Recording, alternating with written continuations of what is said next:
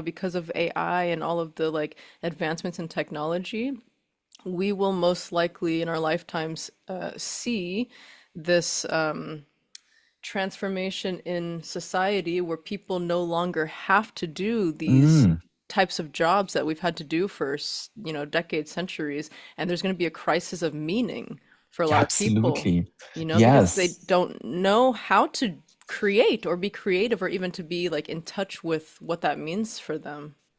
Actually, coming from a corporate world of working in international marketing, selling, selling soda, selling cars, selling computers.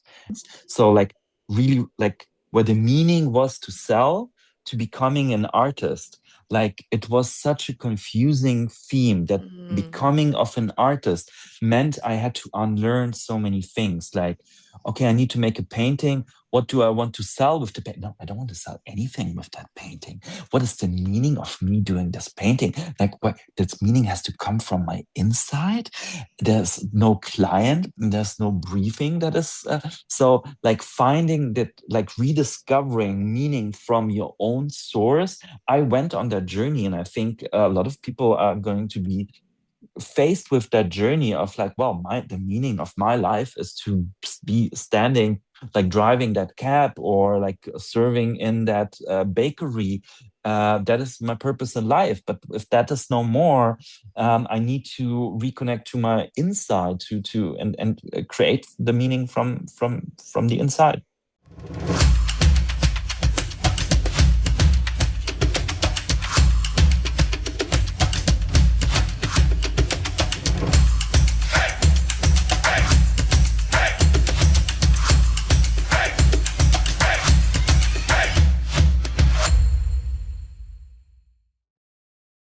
hello and welcome back to Cacao and Chill. Today I No, am joined by a very special guest. Um, this is Valdemar. He's hello, a Celeste. hi. And he's a disciplinary, multidisciplinary artist, painter, performer, and just overall glowing, magnificent being. Thank you. Yeah, thank you for being here with me. It's my absolute pleasure, Celeste. Thank you so much for inviting me, and I'm very excited for your new podcast. It's such a wonderful time to be alive and be drinking cacao together and chatting. Yeah. Yes, yes, yes. Well said. And on that note, cheers. Cheers. Mm. So, I know that we left our episode today, the theme of it sort of open at like a blank Mhm. canvas. Oh, I like that. Blank canvas. Uh-huh. That's the theme of the episode. Oh It's my a God, blank that's the canvas. name of the episode. That's excellent. Great. So neither of us really knows where this is going, which is actually my Mhm. favorite way to do things because it's much more interesting and dynamic and deep than anything that can be pre-constructed from the mind, right? Yes, yes, yes. Just like let's pull from the now. Yeah. Well, I will also just plant the seed right away that one of our intentions behind doing this episode together was just to kind of introduce our communities to the entity that is Valdemar X Celestial. Since we do have a very special first time event planned together. We do. It's exciting. It's going to be a challenge for the both of us. It seems like we really like challenging each other. So it's stepping for the both of us outside of our comfort zone and creating something together, a co-creation. Yeah, so just to let everyone else in on what we have planned here in Hamburg, on September 13th, Sunday, September 13th, we're going to be hosting a silent disco cacao experience with live painting in Stadtpark. You gave it the wonderful theme of listening in color, which I really, really like. It's connecting the different senses. It's connecting with people, like bringing a bunch of wonderful people together and just turning it into a meaningful and creative experience. And one of the things I love most about it, which I think you just said that we have this we seem to have this thing about challenging each other and pushing each other to our gently towards our growth edge. But yeah, this event is really the first time that both of us are presenting, experimenting, playing with our crafts in a new way, right? Yeah, how are you stepping outside of your comfort zone on the 13th of September? Yeah, thank you for asking. Well, I have been a DJ, a festival DJ for a little bit more than 10 years now, I guess. Wow. And I've also facilitated cacao and plant medicine experiences for about a decade. And although the ceremonies always have music in them, I've never really combined the exploration of music and the DJing and the creating of soundscapes with the work in ceremony. And so, yeah, I'm really excited to be creating a soundscape through the silent disco headphones during our event, Mhm. and to also simultaneously guide maybe some meditation, some movement, some breath work. Yeah. And it's interesting because when we talked about what kind of experience we wanted to create, I almost wanted to go for the easy way out and said like, well, I'm gonna facilitate a creative session so people will be able to paint. And then you're like, but wouldn't you like to paint in front of an audience and have people watch you paint? I'm like, yes, I would love to, but I'm really, really nervous and afraid to do so. So I'm doing exactly that. Yeah, and thank you for naming that specifically because um, when you told me that, I was like, okay, well, obviously that's what needs to happen then. If you're feeling nervous, that's like bing, bing, bing, green light, that Mhm. direction, yes, this Exactly way. that. And I also shared with you, you're not alone. I also feel quite nervous to like Mhm. take on the added responsibility, quote unquote, of like, because usually with my music, I put everything in developing the soundscape and the story, and like I don't have to talk when I go DJ. I don't have to talk. I talk through the music. Mm. So to be kind of adding this extra ball to my juggling, so to speak, I definitely feel the nerves. But like I said before, I feel like there's so many different versions of myself in here. There's the one who likes to hide and stay small and comfy, and then there's the other one who's like, no, go to the edge, jump, do it. You love the exhilaration, you know? Absolutely. It's gonna be an edge experience like this. Like I think it's gonna be in a really beautiful way, and I think I'm very much looking forward to experience the room myself that we'll be creating. Yeah. Yeah, I mean the venue is beautiful. The Laser Cafe, which apparently I don't pronounce correctly because when I do like audio to text, it always says laser. It sounds like Laser Cafe, and it's like a techno You mean light the Laser stage. Cafe, right? No. Laser Cafe. Lisa Cafe um, is hosting us there on the green in front of the cafe, and yeah, the host is very generous and awesome. So it just it already feels like such a heart-centered space that Yeah, is welcoming us in. So it really can only be fun and good and interesting, and yeah. You know, what's been coming up for me recently is um, like this gap hmm between the things that I commit to doing, creating the events, the DJ gigs, the speaking engagements, and then the version of myself that prepares to step into that. hmm Because for the majority of my career as an adult, there's been this like all the time between here and here, anxiety, yeah. doubt. Why did I agree to do that? I don't want to do that. Can I do that? I don't know how to do that. I don't know. Suffering, suffering. And I've had enough experience of myself stepping into the things I'm creating now, where just a couple days ago I was like, wait, does my nervous system actually have enough evidence now that I can skip maybe even hmm like 75, 80% of that like worry and doubt? Because the Celeste that shows up at the event to speak, that shows up on stage or whatever, is not the same Celeste that planned it. Yeah, It's not the same Celeste that worries. Like there's something else that is going to come through. And I think I can learn to trust that now. I'm starting to yeah. trust that. Yeah, and it's it's confidence, right? And Yeah. confidence, how do we gain confidence? Confidence is something that we learn, it's something that we practice by repetition, right? But like by showing up constantly, by like challenging yourself, by going outside of your also comfort zone. Like confidence means like from the Latin word of confidere, to Hmm. to trust in yourself. Like, and like Mm. once you gain that trust, like there's less need to be nervous. And then you're like, yeah, I'll show up like for this wonderful podcast completely unprepared. And I completely trust that this is going to be wonderful and really fun for us. Yeah. I love that. You're absolutely right. It's totally like the epicenter of confidence. And I think there's also something in there, at least for me, around like knowing that I'm enough. Mhm. Knowing that, yeah, sure, prepare your little Virgo heart out. Take all the notes you want, do it. And then you're going to show up, and it's just going to be you and this other human being sitting in front of you. And you're going to realize instantly that the only thing that matters is this. And we're going to Yes. give each other everything that we need energetically, body language wise, mentally, verbally, and everything else is up here somewhere if you need it. If you need the notes, they're there somewhere. But Mhm.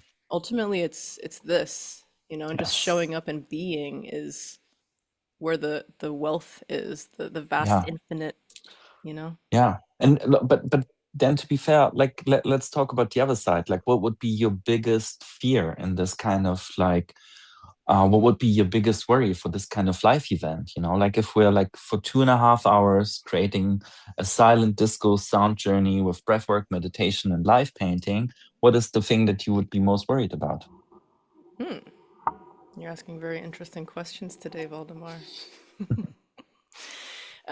Well, I think a very fundamental piece for me is the technology. Mm, Because I'm bringing the DJ mixer, I'm bringing 50 silent disco headphones that I've never used this setup on my own. Um, but of course, I'm, meeting that very fundamental basic fear by just like, okay, mm, test the equipment at home. Great. So I think if I really feel into what you're asking, oh shit, we're getting deep right now. I think that maybe there's a fear that there will be like mm, an awkwardness or people will not be mm, entertained, people will not feel value from the experience. There will just mm. be like this like kind of lull, like okay, what are these people doing? This like lack of professionalism, like this do you taste Yeah, yeah, what I'm yeah, yeah, yeah, yeah, yeah. It's a familiar wound of self-worth, of like doubt, of Yeah, can we deliver value, of can we actually show up? Is that actually gonna be interesting what we have to offer to people, right? yeah, And that's I don't know. Like for me, usually I try to not to please anyone, maybe one person, and the only person I can please is myself in that moment. yeah. I cannot cater to any other needs. And if I do something that I enjoy, I I could bet that there might be one or two more people out there who might also enjoy it as well. That's the Yeah, only thing I can that's do. no, that's a brilliant philosophy to live by. And I think also just sort of what has been helpful for me is maybe just knowing that I can always set the intention and Mhm. then leave it because setting an intention has nothing to do with like forcing the outcome, right? The intention is Yeah, the intention. It's a seed you plant, you leave it in the ground and then it grows. yeah. Um, but let me turn the tables around quickly. What is it about live painting in front of an audience that gave you Mhm. some apprehension? I think the good, the bad, and the ugly, right? The good thing is why I do a lot of the time when I'm painting by myself in my atelier in my home studio, I do have my camera running Hmm. for many different reasons, right? And one of the reasons is like sometimes things happen on a canvas where I'm like, OMG. Did you see this? Did you see the colors collide? Or did you see this blue going over that pink and turning into purple? Like, I just want to shake everyone and be like, can you see this? So that's kind of like the like I love witnessing those moments of creation, those magical moments when sometimes like not knowing or a painting goes from the really ugly face into a beautiful face just in a matter of two strokes. So that magic, that's the good. The bad, it takes a lot of presence. It takes a lot of preparation. Usually painting for me is that. Like if I paint, like let's say I have a painting that takes like 1 hour to do like 2 or 3 layers, not the whole one, but like until it dries, I need to prepare like for 3 hours. I need to get all the brushes. I need to mix all the colors. I need to like have the canvas, everything. So preparation is everything so that I can be completely present. And that's kind of like the risky thing of like, oh my Mm, God, can I be present? Can I be present and not distracted by, someone cycling by, or like one of the headphones not mm, working, or it starts to rain, or a pigeon like jumps on my head and I'm like, ah, or on the canvas contributing to the art. And I think the ugly thing is, and that's probably my biggest battle in this. Whatever I paint in that time of presence, is it going to be good? And that's something I can have never control of. Like I paint in different ways. Sometimes I have a very specific image of like, oh, I want to paint this jaguar and it has like this kind of texture and it's surrounded by flowers and it looks cosmic and it looks psychedelic. And then I go on a quest of uncovering that. But like if in a live painting performance, I'm much more, okay, whatever wants to come through. So it's such a big risk. It's such a I really don't know. It could turn out really, really terrible, and then I have to just work through it until it leaves that phase and becomes something. So yeah. Um, First of all, I love the way that you answered my question with the good, the bad, and the ugly. My brain was like, whoa. He's taking us into a whole like diorama story, painting with your words, beautiful. And yeah, when you were just describing the ugly bit, I was like, I had this image come into mind of like, oh my God, we're making each other the sacrificial lamb of the Ah! ceremony. Oh my God, yes, it's You a know what I mean? sacrificial ceremony. Yeah, yeah, yeah. And like like we are making ourselves vulnerable in a beautiful way, right? Like I Yeah. think one thing, if you're like a keynote speaker, you deliver a speech and you've done it so many times, you can do it with so much confidence. But in this case, we're going both into uncharted territory, and like I think that's going to be the beauty of it. And I think that's the like whatever is going to happen on the way, all of the shortcomings and all of the mistakes, they're going to be the beautiful bits. Yeah. Yeah, absolutely. Because at the end of the day, it's just us and some beautiful human beings who decided to join us in the park to connect with themselves and each other. Yeah, only like 40 or 50 of them, it's no big Yeah. deal. A sea of eyes. Judging us, I mean, judging every stroke and every song. well, we also have to like consider what kind of person comes to an event like this. Probably a pretty open-hearted Yes, yes, human yes. being Yeah, anyway, right? yeah, yeah, absolutely. And I love the theme that we've captured as well of transformation through Mm, creativity, because that's really what yes, we're yes, embodying and inviting other people to step into. yes. And my journey in the last couple of weeks since we talked about this is really a journey of what am I going to paint? And I do have a question for you. I'm a kind of person who really hates trailers. So whenever I watch a movie, I Hmm. don't want to see the trailer. I do not want to Get know it? what's happening, Hmm. right? So my question to you, and also like how far can I talk about what am I going to paint, or just a little bit, and like and even like after we finish push finish recording in the 4 weeks leading up to the event, do you want to know the story that I'll be telling with that painting, or do you want to experience it for the first time there? Mm. Damn, that's a hard question to answer. I don't know. I also don't like trailers. Um, but I think that it can. Okay, I don't know if this was part of your question about like talking about here in the recording of the episode. Hmm. I mean, I think this can be a beautiful space to plant some seeds of the story that is coming to you to be painted if you want. You don't have to. And in terms of what you share with me, well, I don't know. I trust your intuitive heart. Okay, I can give you a little teaser. Yes. So 2 weeks ago, it's a starry night on a Spanish island, and I'm sitting by the fire with four wonderful people. I'm just coming out of a plant medicine ceremony, and we're sharing stories, fireside stories. And after I share this specific story, this one guy, Liam from Ireland, says like, "Damn, Waldemar, whatever you just told me, I want you to do this one thing and like."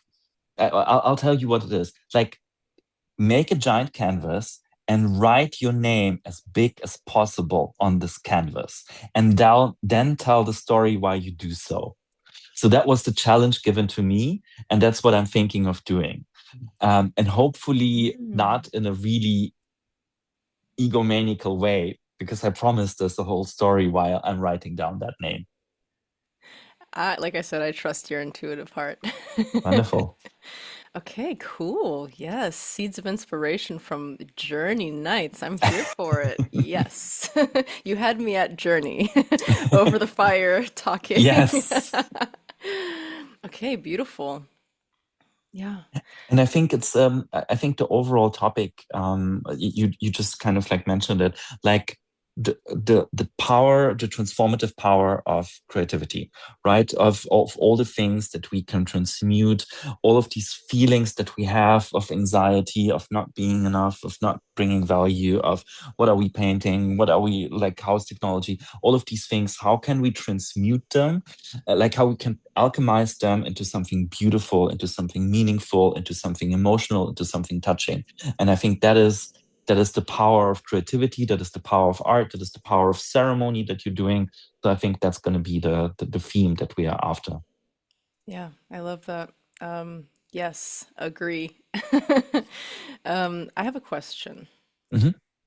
Um, do you have an idea or a feeling for how the environment of the event or the people might affect your painting?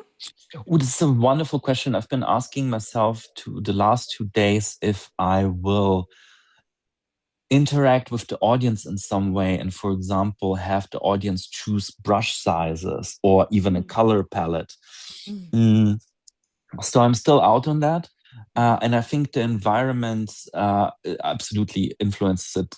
I think, as I said previously, just being very present and whatever that means, like for me, painting is a lot about movement and intention. So if I'm like, how's my first movement going to be? Like, I'm really into like Tai Chi and kind of like different Ooh. kinds of moving practices. Like, like if my first stroke is going to be about curiosity or about joy, it is going to be completely different, right? It's either going to be like, or like, like, I don't know, like, so, like, whatever the intention and the feeling is going to be, that is going to be created right now by all the people attending, that will be translated into some kinds of feelings.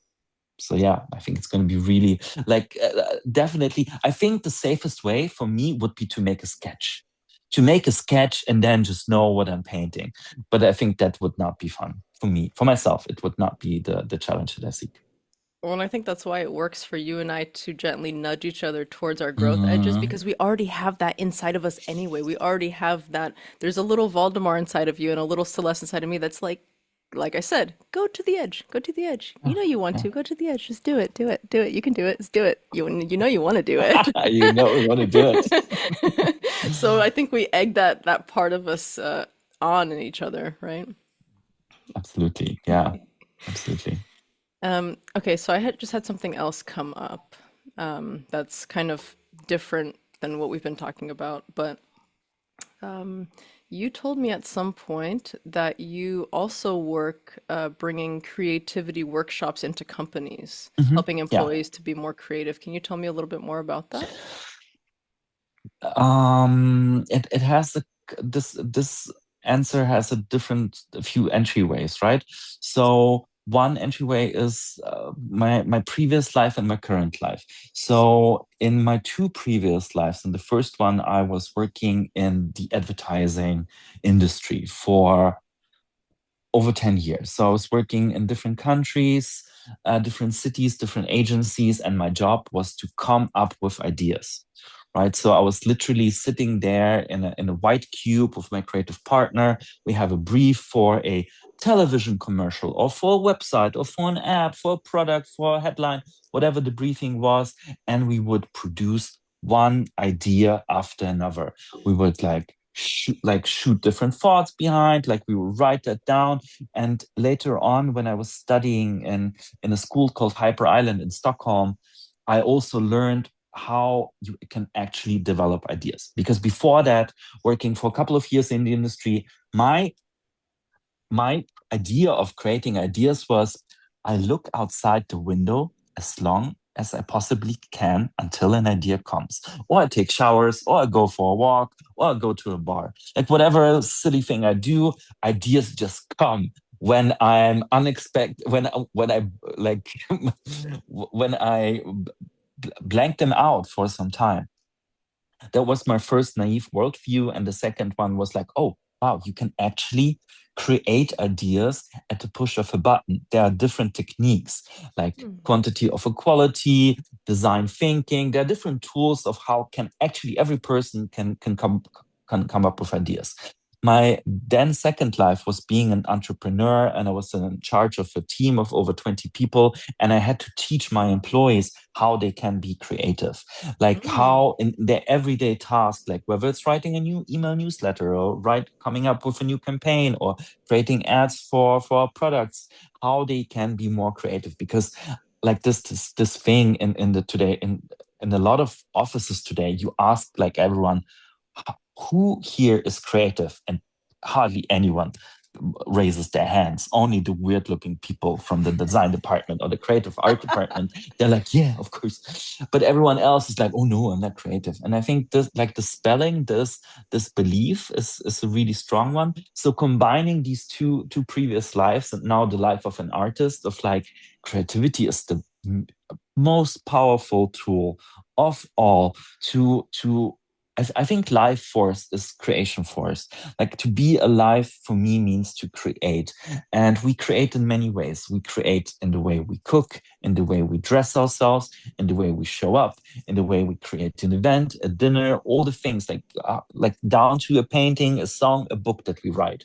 So for me, I love creativity, I love creation, and I love to teach people how to get there, which I think there's a specific path to it. How like what's your relationship to creation and creativity?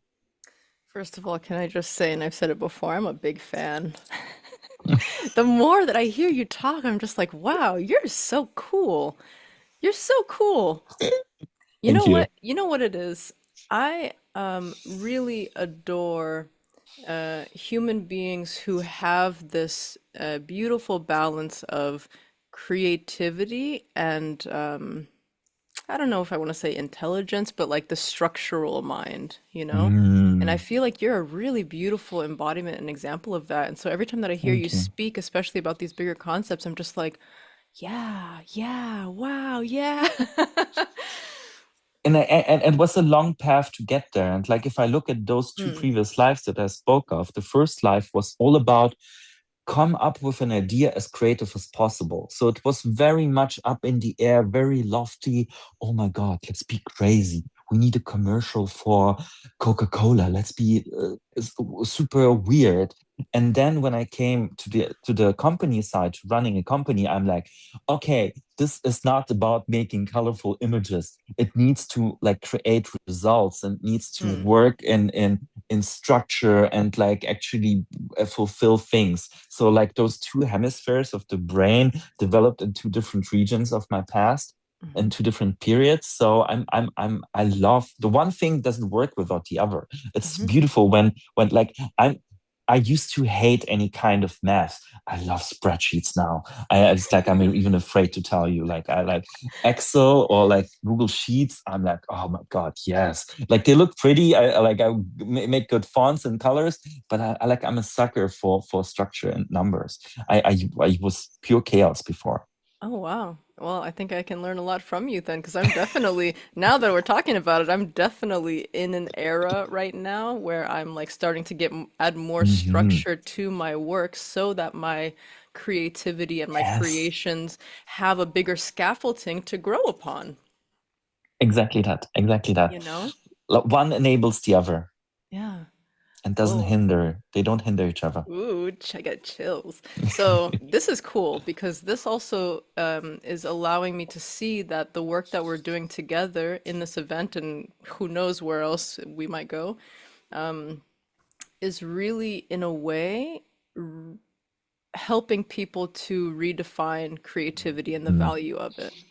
Yes, yes. I think that's something beautiful. If we can create a space that is an example of the beauty of creativity and structure coming together to to create a meaningful experience, like and inspire people to do whatever with that.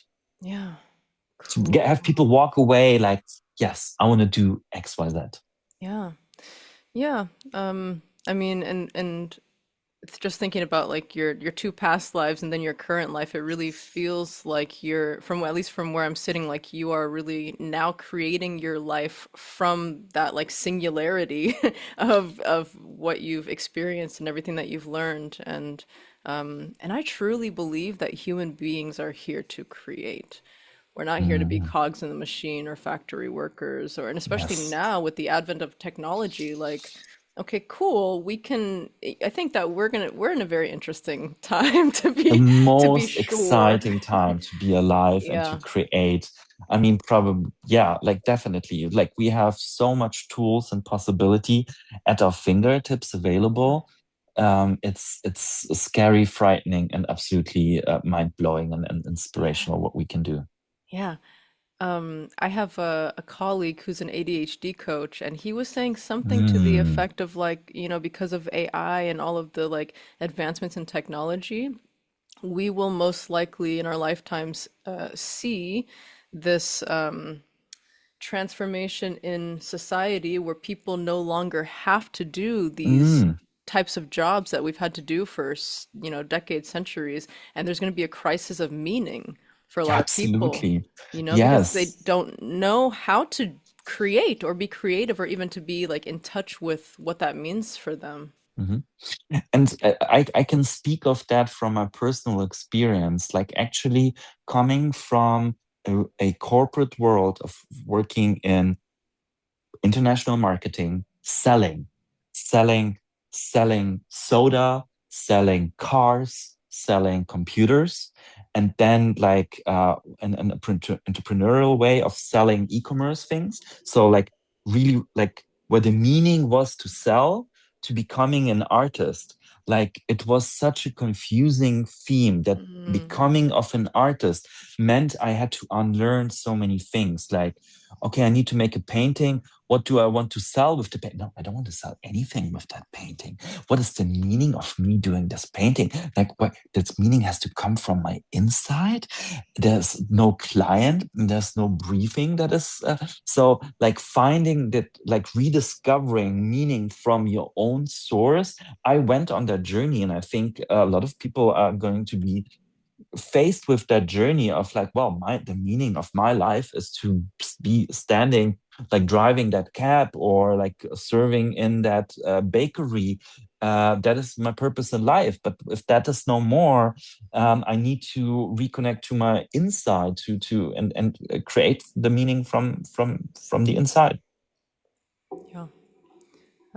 It's really interesting and exciting and beautiful. Um, you asked me a question a while back, and I think I rerouted us somewhere else. Do you remember what it was? Oh my God. About This is creativity? so many detours. I think It's okay. the question was about creativity in a business way and why I'm like how I could be teaching creativity or why I'm teaching creativity? Was that it? No, I think you were asking me something about how something about me and my creativity. Yes, Uh, well, I'm like, but let's because I don't rem like wonderful two ADHD people coming together. It's like, yeah, we're we like can go already somewhere else. Doesn't matter. 17 topics ahead. So like, are we still recording? We do not know, My but mistake. How dare I try to backtrack? Silly. but in that moment of meaning, could you describe your current meaning in life and how that is connected with your creative practice? Oh shit. Can you ask the question again? Like when we talk about, because you mentioned a possible potential upcoming crisis of meaning, Mm. right? Do you have your meaning nailed down? Why you Mm. do things, like why you wake up in the morning, and like why you do, like after you had a wonderful cacao, why you do things, the things that you do? Um, I am very, very lucky and blessed to be able to say yes. Yes, I don't know why, what it is. Um, and let me first say, because as you were saying that, I already had the yes pop up, but then I was like, why yes? How can you be so sure? Yes. I'm like listening and also having the conversation already, of course, as one does with ADHD. Um, the thing is, I don't think I've shared much with you about my background, but I grew up in a Not very yet. unconventional way. Hmm. Like I really didn't have much of a childhood. I had to grow up very fast, raise my little sister, and even though, sometimes when I tell people my story, they're like, "Oh my God, I'm so sorry," and I'm like, "Don't be." It's actually yeah, sure. There were very, very difficult moments, but starting with such an unconventional foundation allowed me to create an unconventional life. And sure, I've actually worked like just about every kind of job there is. I've been a taxi driver. I've been a Oh, janitor in wow. Norway. I've worked for Doctors Without Borders. I've been a dog walker, restaurants, a fit model for clothing. Like I've just done so many different jobs. So I've hustled. But I have to say that pretty early on in my life, I was like allergic to the mundane, if I can be so arrogant as to say. Mm. That's just my truth. That's how it felt. I was always like, okay, I'll do what I need to do, but I know when something feels like awe-inspiring, and when it doesn't, it doesn't. And if it doesn't, Hmm. I would almost rather die than commit to that being the rest of my life. And so, Yeah. very early on, I was pretty much on this path of like discovering what brings me wonder, what brings me awe. It's funny that we're talking about wonder because through this solar eclipse in the last 24 hours, my Mm. lesson, my personal lesson, was that it's so important for me to continue to prioritize wonder because Mm. I'm doing so much work right now on those structures and scaling my business and building it out. And that's beautiful. And I'm proud of myself and yay, go team. And yet don't lose the heart. Don't Yeah. lose the heart of what it is about you that makes you so human. I love awe-inspiring experiences. I'm a little Mm. kid, like we all are. And so kind of a long scenic detour way around to answer your question, but I have found that one of my greatest meanings in life is to share with people the things that have brought me the greatest healing, the greatest wonder, the greatest awe. Yeah. From music to Mm. plant medicine to coaching, like all of the things that have paradigm shifted the hell out of my mind and my, well, Yes. as you can see, I'm getting more emphatic. This energy will not be contained. Um,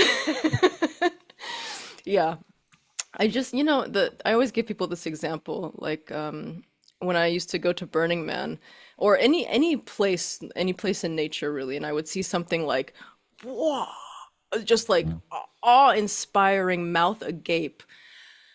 I almost couldn't enjoy it long enough before feeling like I wish somebody else could see this. I wish my Mm. sisters could see this. I wish my friend Mm. could, like, I want to, the impulse to share the joy and the like, oh. So I think that's where a lot of my personal life meaning and adventures and creativity come from. Mhm. To witness and create wonder and share it because it makes you feel alive and it shows you the beauty of life and creation and the inspiring energy that is connected with it. Yeah, I think it's first of all, well said. Good, You good, said good it. job. Good job summing up my um yeah, I think that it's the closest feeling, the closest to source that I have experienced, if that makes sense. Yeah, yeah, yeah, very much so. Yeah. Beautiful. Yeah. Yeah, I dearly hope that we can create some wonder together. I think that's going to be really, really magical. Is to take people on a journey and make people feel something, right? Because like this is the time we're in now because of all the technology and Mm. artificial intelligence. We are so bombarded with all things, but actually genuinely connecting and feeling something that's beautiful. Yeah, that's also really, really well said. And yeah, I had something come up as you were saying that. I Hmm. just heard like it's done. It is done. Just the fact that we have already set the intention and Yeah, set the event into motion, like it is done. There's nothing that you and I actually need to achieve to create that yeah, wonder. Like we're gonna it is show up, done. they're gonna show up. It's done. And I'm so like I'm so inspired and I'm so happy how it flowed. And like sometimes you have these projects and then like some ideas come up and then it's so difficult and then this thing doesn't work and this thing doesn't work.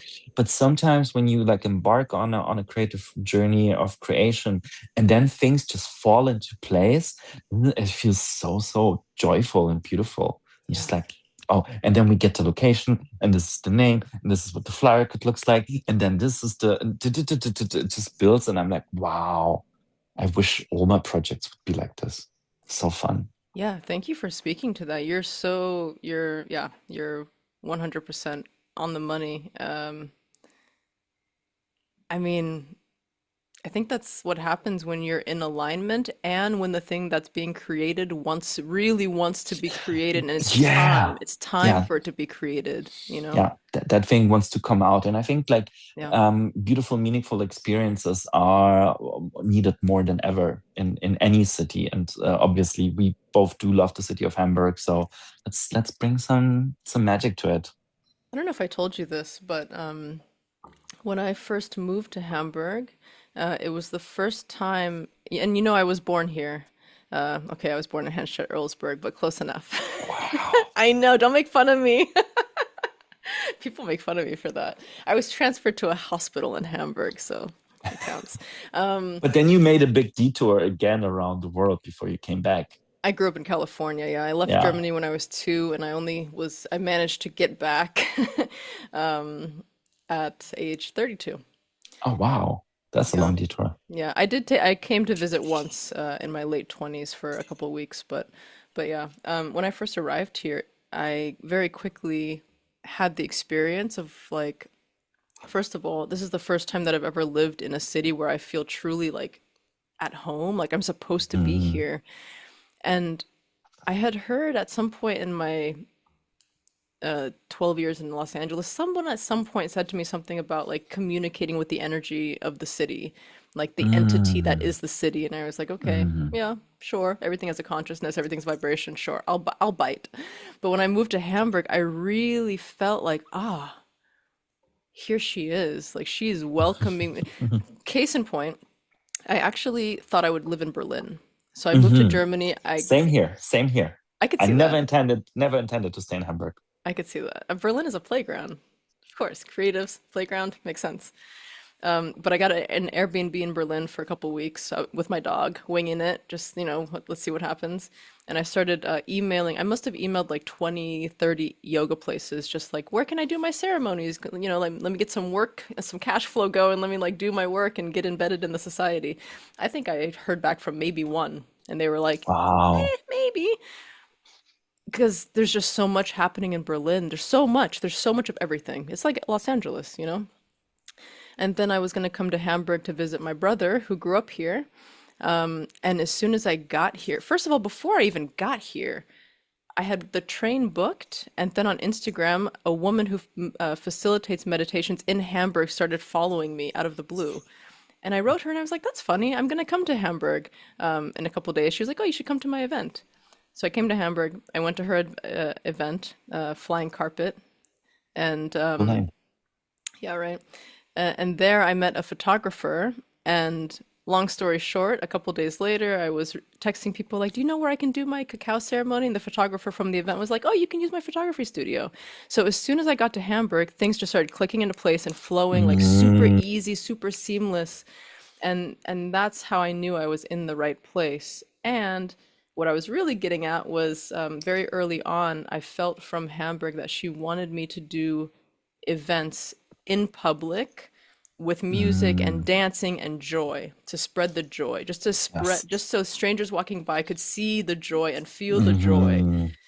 So I bought the headphones 2 years before actually using them, but now it's time. Oh, we'll make them. We'll make them into a joyful experience. Yeah. That's such a beautiful thing to create this kind of space, and yeah, very needed in the city. Yeah, I think that's one of the things I love about Hamburg too, is that there it's just it feels like such fertile soil. Like it's ready, you know? And so many of the people Yeah, here yeah, are open and receptive and they want to have these yeah. heart-opening experiences and there's so many creative people here and yeah, it's just feels like the right place and the right time. Beautiful. Can't wait. Okay, so I was thinking as we start Yeah, to wind down, unless you have anything else that's popping up. I'm all yours. I'm listening. Okay.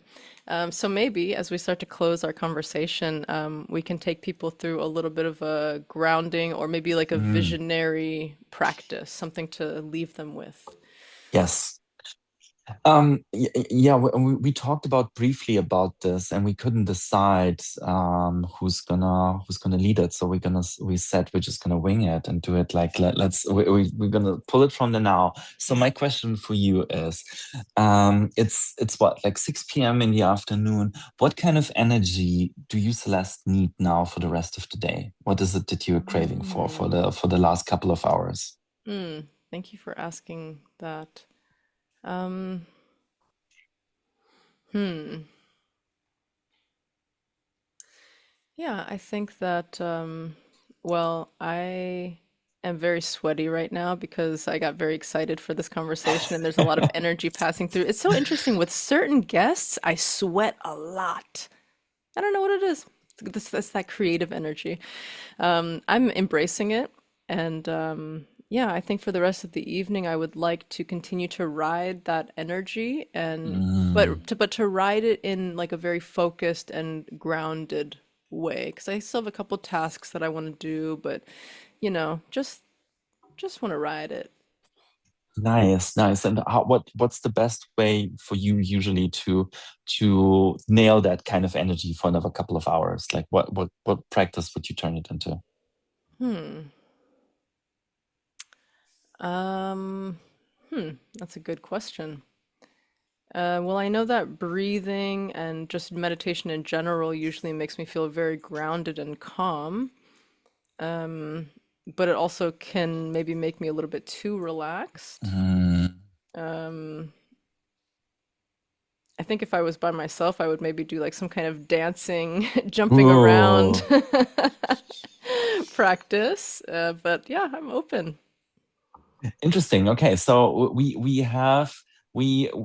want breath and we want movement, maybe like slight movement, and we want to connect it to the energy that is built up throughout the day and like make it last for another couple of hours in a really meaningful, beautiful way. Yeah, even just one more hour would be great. Yeah. I don't even Okay. need 2 hours. It's getting late. All right. And Do you want to and do you want to do a breath work for that? well, let me ask you first. What do you need for the rest of the day? So I'm in recovery mode after coming back from Spain. Actually, I stumbled and I fell over in Spain. So like I'm like taking it really easy the last couple of days, and today is included. And I'm just like, this was the most exciting thing for the day already. So I'm gonna go into making really slow delicious dinner cooking. So Mhm. for me, to going into a really restful energy, I Mhm. think is what's needed. Okay, great. So we can meet in the middle and just go Yes, right down the exactly. center. Yeah. Yeah, beautiful. Um, okay. Would you like to start us off? I can speak a few words and then maybe you can turn this into a breathing practice because breathing practice is, Mhm. I do know how to breathe, Mhm. Mhm. but I don't know how to guide. I So also at that's some pretty point fun. want to pick your brain about the Tai Chi because it always like comes in Mm, whispers to me and I don't know really yes. much about it at all. Yes, yes. For me, Tai Chi is very much a moving meditation. And there's a specific teacher that once said that Tai Chi is like playing with gravity, and it's kind of like really like it's pushing against gravity and then also moving with it. And it's kind of like being conscious of the energy that is around us, and it's kind of like expanding into that energy, collecting it and also letting it sing into the body. So there are like different kinds of like parts of it. Yeah, I love it, but I'm not far enough that I can would do it Are you for other sure? people. Are you sure? Because you just explained it Uh, really well. that's another challenge yet to come. Okay. Well, actually, at the retreat 2 years ago, we were supposed to do something that we're not comfortable with, and I did a wonderful practice of fake chi. So back then, I didn't know anything about Tai Chi, but you know, you can just invent Tai Chi on the spot and do kind of like fake chi the way you would imagine the energy would flow around your body. Can we do fake chi, Okay, let's please? do fake chi. Okay, I I can also do guides a little bit of breath at the beginning or okay. end, but fake chi is calling. Okay, well, fake chi is calling. Shall we do a sitting down fake chi? Okay, sure. Yes, whatever you think is makes the most sense. I mean, it's totally winging it, right? So Yes, yes. I think for now it's connect your, let's connect all our breath to the movement and bring our arms up and bring them down to the side. And by that, we're feeling the width of the energy field that surrounds us. We are collecting the energy into the middle of our body. We lean the energy to the left hand side. We feel it in the back of the body, and then we change the to the right. We fake it to the right side of the body and lean into it. And then we collect it from both sides and let it sink in. And then you can do all kinds of moves and pretend that you're a really old Tai Chi master from the I East. I love it. I love it. Thank you. Um, I'm gonna move my microphone back. Um, that's beautiful. Thank you for bringing that in. I think that's something that maybe I intuitively do on the dance floor is like playing with the Mm. energy, but I never thought to like bring it into other spaces like this space. So, one funny story about the dance floor. I'm a sucker for origin stories, right? And I think we've never met, but I told you I think we did meet once without knowing it. The first time I heard about you was my from my great friend Sabella, and she attended a cacao ceremony that you did with Ohana. And I think I saw you afterwards somewhere on the dance floor at Südpol. So basically, we danced next to each other once without having ever met. And now we're meeting, well, first here remote, and then we're meeting in person to then create a sound journey, which I think is hilarious. That is hilarious. That's so interesting. Um, You know what's funny? Quick side note. Uh, one of my clients yesterday connected me with the owner of a meditation studio in LA because he was like, "Oh, Mhm. I think maybe he would be cool for the podcast." And I was like, "Okay, sure, connect us." And when he connected us in WhatsApp and I saw the picture, I was like, "Do I know your face? Have we maybe danced under the same trees?" And then he called me and turns out that yeah, my first romantic partner, he produces these huge psytrance festivals in California, and apparently this guy had been going to those parties even before I was going to them. And so I had seen him on the dance floor and never again until now. Fun, fun. Interesting, right? I Dance love it. floor is magic. Exactly. And then regathering in real life. I love it. Yeah. Okay, so I mean, I'm feeling pretty complete. Maybe we can just close out with Yeah. a few breaths. Yeah. Okay, so I will just invite you and myself and anyone who might be watching or listening to maybe just close the eyes for a moment, bring the hands to resting on your lap, palms facing down or up, whatever feels more the most organic for you. And just taking a moment, we're going to take 3 breaths together in through the nose and out through the mouth. And the invitation here is to really take up some space through sound, through the breath on the exhale. Taking a deep inhale through the nose, filling up your heart space. And an open mouth exhale. And just taking a moment before we take that third final breath to sit in your heart, maybe hold the awareness in the space between your eyebrows, just gently contemplating the question of what does creativity look like for me? What might my life, my heart, my soul, my higher self, my inner child, what might be opening up for me to step into? And not needing to know the answer, just allowing the power of resting in the question. And we'll take our final breath together in through the nose, into the heart, maybe into the belly, holding at the top for a moment.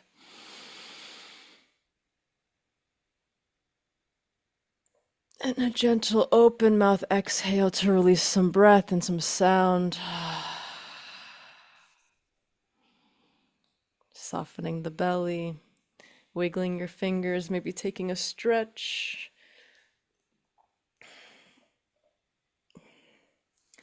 Thank you, Waldemar, so much for this playtime. Thank you so much, Celeste. What a wonderful question to leave us with. Thank you so much for the inspiring talk.